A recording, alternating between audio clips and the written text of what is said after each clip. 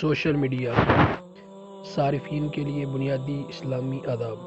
کوئی گانا، ناجائز ویڈیو یا نامحرم کی تصویر آگے بھیجنے سے پہلے یہ آیت ضرور سوچ لیں۔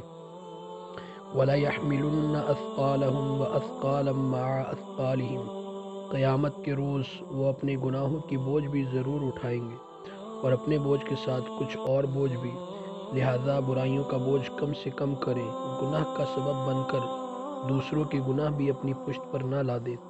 اس لیے سوشل میڈیا پر ہمیں یہ بات ضرور یاد رکھنی چاہیے کہ جب ہم کسی بھی گانے کو یا ایسی ویڈیو جو کہ اسلام سے ہٹ کر ہوتی ہے اس کو لائک کرتے ہیں تو جب تک وہ لائک رہتا ہے تو ہمارے نامہ اعمال میں یہ برائی رہتی ہے، اور جب ہم آگے لوگوں کے ساتھ اس برائی کو شیئر کرتے ہیں تو جتنے لوگ وہ برائی کو دیکھیں گے، گانے کو، ویڈیو کو اور موویز کو دیکھیں گے، اتنا گناہ ہمارے حصے میں بھی آتا رہے گا۔ لہذا نیکی کی باتوں کو شیئر کریں اور برائی کو کبھی بھی لائک اور شیئر نہ کریں۔ جزاک اللہ۔